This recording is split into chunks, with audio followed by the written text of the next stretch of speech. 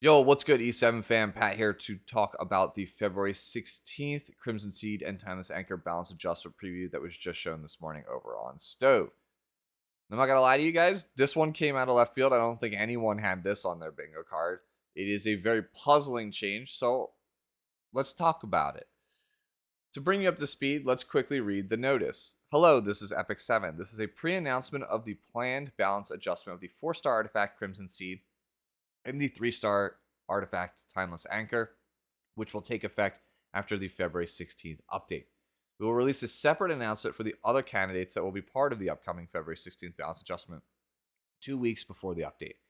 Before we begin, we would like to sincerely apologize for the disruption this balance adjustment will cause to our Air's gameplay. With this in mind, we would like to explain and guide you through the process of how we came to this balance adjustment decision. Crimson Seed and Timeless Anchor artifacts were originally designed to constantly dispel debuffs from the hero they are equipped on. However, in comparison to its activation condition, it made it easier for certain heroes to effectively respond to debuffs such as stun or sleep, which was one of the main reasons that made heroes who specialize in inflicting debuffs used less frequently in PvP content. Therefore, we have decided to make adjustments to the balance of certain artifacts in order to better regulate their impact on debuffs in PvP content and increase the usage of debuff specializing heroes. Crimson Seed before was a 35 to 70% chance to dispel one debuff after being attacked, and could only be activated once per turn. It now has, after attacking, has a 40 to 80% chance to dispel one debuff, can only be activated once per turn. Kind of weird that they put that there twice. Timeless Anchor before was a 25 to 50% chance to dispel one debuff at the moment the caster is attacked, and now has, after attacking, has a 20 to 40% chance to dispel one debuff. So basically, they have kind of flipped it on its head. Instead of being when you're attacked, you dispel, it's now you can dispel when you're attacking, which is very akin to like Red Robbie's exclusive equipment. To finish up their notification here, the activation effect of Crimson Seed and Timeless Anchor will be altered so that it triggers after the hero has been attacked. Accordingly, the artifact will no longer be effective against paralyzing effects, but they will be more effective for heroes who frequently use basic attacks. We hope these changes will increase the diversity of PvP heroes to be used in various ways. And then there is all of the recall details. So if you have level 1 of these artifacts, like myself, you have the ability to recall it if you so choose. So let's get into how I feel about it. And if you agree or disagree, no matter what, I would love to hear your thoughts on this whole subject in the comments below. The Hua Young video that I talked about with her nerfs was probably the most disliked video I've ever put out. So again, please be merciful on me if your opinion does not exactly line up with my own. But to basically summarize my feelings on everything, who asked? Who asked for this? What? I don't think anyone really had a problem with the artifact Crimson Seed or Timeless Anchor. Crimson Seed is really only played on one character, and that's Apocalypse Robbie. And Timeless Anchor is really only played in PvP on like Dark Corvus, and even then, it's not as popular as Strax Gauntlet or Durandal. So, yeah, like again, who asked? Who's really using it besides these characters? Dark Corvus is seeing way more play on Strax and Durandal. And yes, Apocalypse Robbie does use Crimson Seed, but if your problem is with how strong Apocalypse Robbie is, then you should just nerf Apocalypse Robbie. If that's your problem, if you think Apocalypse Robbie is too strong, if the internal data suggests that Apocalypse Robbie is too strong, then you should nerf Apocalypse Robbie. You shouldn't be taking away a tool that other characters may need in the future. I'm sure there's someone out there who plays Crimson Seed on a character that is not Apocalypse Robbie that does not actually like these changes. Crimson Seed is a tool that players can use to combat debuffs. If it's too strong on a specific character, then maybe you should again consider looking at that other character. Now, my other gripe is that they're saying that characters who have debuffs such as stun and sleep, basically what they call paralyzing effects, basically characters that cause loss of turn, are not strong right now, which I beg to differ. I'll put up on your screen now the top portion of Elf Mage's tier list for the current PvP meta. Elf Mage is a former Hall of Fame player. He is one of the best players, most consistent players in the entire world at Epic 7. He is generally almost always in the top 10 on the ladder at any given moment. So, he is a very experienced player. He has participated in Worlds. I would say that he has some credibility, some voice to be able to speak on what is good in this game. If we look at his top tier, he has Lua, Conquer Lilius, Zio, Spectre Tenebria, Edward Elric, Green Sid, Angel of Light Angelica, and Command Model Leica. Now, running through these really quick. Lua has a Sleep.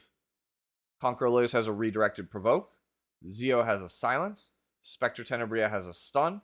Angel of Light Angelica has a Silence. Command Model Leica can sleep your entire team. So, all of those characters, those are all the ones that can cause a loss of a turn, a paralyzing effect, if you will. Looking at the two that are not, we have Green Sid, who's incredibly fast, has a speed imprint. Yes, a green imprint. He has a speed imprint, which will help his team take the first turn. And his damage is so high, and it ignores basically whatever color the opponent is, that he can kill anything in the game in one hit. So the character can just basically clear a team by himself, so he doesn't need that. The one outlier here is Edward Elric. And Edward Elric is top tier because he's the most effective way in the meta right now to deal with paralyzing effects. He is the anti-debuff character in a sea of otherwise, a ton of debuff characters. Now, if we look at the tier below that, we have Faithless Lidica, we have Sage Ball and Cezanne, we have Ran, we have Briar Witch Assaria, we have Solitary of the Snow, and when we have Wanderer Selkir. All of these characters, again, are loss of control characters that basically make you lose your first turn entirely. So that's about half of the second tier. So I would say the bulk of everything here in these two tiers are loss of control characters, like these paralyzing effects that they're talking about. So I have no idea what they're talking about when they say that, characters with like stuns and sleeps are not prevalent in PvP, because they absolutely are. In fact, the current season, they are the meta.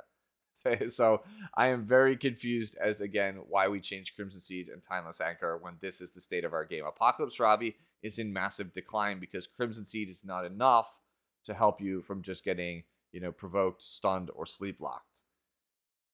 If we take another bit of anecdotal evidence, we could take a look at a character, or I should say a player, like Ace Trainer.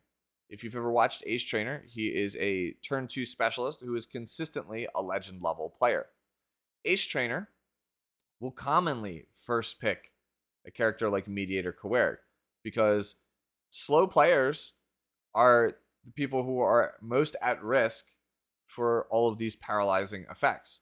Mediator Coerg is one of the few answers that we have as a slower player in order to deal with these things. I still think he's terribly designed and should be changed because he completely invalidates a lot of other options that you have aside from like maybe Destina because of her revive. But he's just so much better of a cleanser than other characters, other tools that you can choose. If he's not picking Mediator Coerg though, he's probably first picking, or at least very close to it, Destina. And that is because, again, debuffs in the game are simply too strong. We literally just came off the back of a collab where we have a character with a spammable stun in Winter that also has extra true damage on top of it. So debuffs right now are strong. But at the end of the day, this is pretty much just my 2 cents. I do not want to speak for Elf Mage or Ace Trainer directly. I will let you figure out their opinions by watching them on their various different platforms. You can check them out for sure. But again, takeaway for me is that who asked? I really don't think Crimson Seed or Timeless Anchor needed a nerf. And the proposed changes, unless you're on like counter set, don't really feel super impactful. And in the case of like sleep or stun, it's not going to matter anyway. So I feel like the artifact is just not going to have a ton of value in the future.